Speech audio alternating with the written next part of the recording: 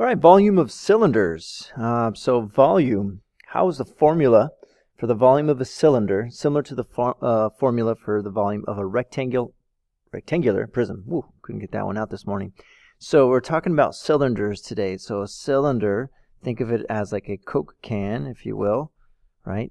Cylinder is going to be circular bases, and then you've got a three-dimensional figure of that. Okay, so that's what we're going to talk about today. So let's review. Let's see if we can remember some of our formulas from the past. Let's talk about area. Area is going to be an important one to remember. Area, length times width, right? So if this is 2 units this way and 3 units this way, our area is what everything else is inside. So we've got 2 this way and 3 this way. So 2, 4, 6, right? And the fastest way to do that is just to multiply the 2 sides together. 3 times 2 or 2 times 3, doesn't matter, gives you 6 square units. So there it goes. I have 6 squares in this shape. As far as volume is concerned, slightly differently, but it's very similar. Volume is the length times width times height. Okay, so I've got 2 going up and down. I've got 3 of those, and then I've got 2 layers of it, if you think of it that way. Okay, so if you can kind of see this cube right here. Okay, I've got this 1 cube here. It's 1, 2, 3, 4, 5, 6, and then there's the ones in the back. So there's a total of 12 cubic units. Okay, so all you do is you multiply all 3 digits of that. The way you can think about this too is there's like this layer, right? This bottom layer. I don't know if you can see this or not, but I've got this bottom layer of cubes. This 1, this 2, this 3, this 4, this 5, this 6, and then I have 2 of those layers. So 6 and another 6 gives you 12 cubic units. All right, and lastly, we're going to start talking about, let's think of how volume okay, so again, we're going to think of it as the area of the base. So you're going to find the base, the area of just this bottom part that's hitting the ground, and then ask yourselves, how many layers of that do you have? So here's an explanation of this. Okay, so I've got this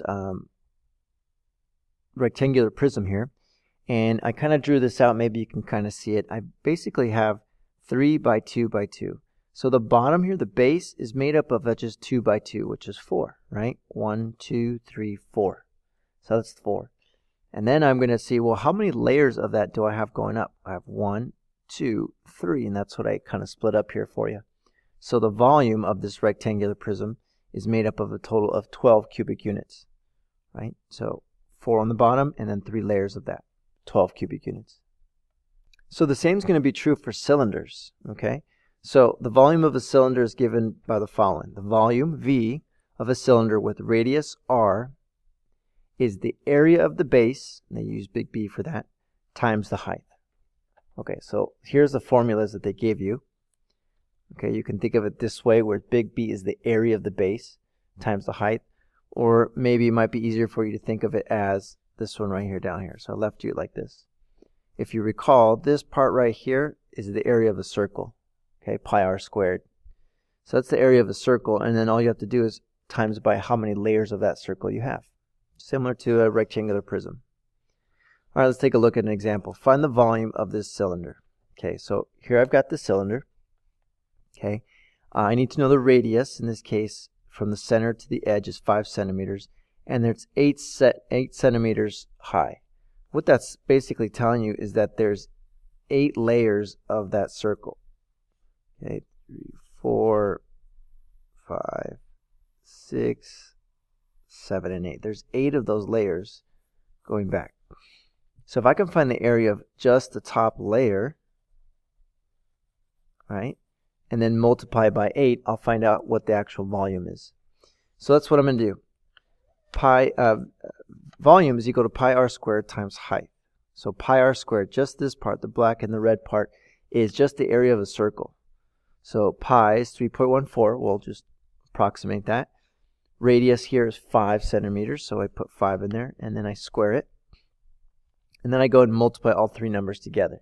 And remember, by multiplying these 2 is the area of the circle, and then you find out times it by 8, because there's 8 layers of it. And you find out that your volume is 628 cubic centimeters. So I got another one for you. Find the volume of this cylinder. Well, this one I kind of switched up on you just a little bit. I didn't give you a radius. I gave you all the way across. And so you want to remember that the radius is half the diameter. So if a diameter cuts all the way across, then the radius is just half of that. And that should give you 8 inches for a radius. Okay, that's what I wrote down over here. Now there's 24 layers of this. I'm not going to really show you 24 layers, but you can get the idea that I'm going to find the area of just the top circle and then times it by 24. So my radius is 8. I square that and times it by pi and then times it by 24 layers. And my answer here would be 4,823 and 4/100 inches cubed. Always cubic because we're talking about 3 dimensions here. Okay. All right, that's it for notes today. I know I kept them really short, but keeping them brief so that we can talk more about it in class.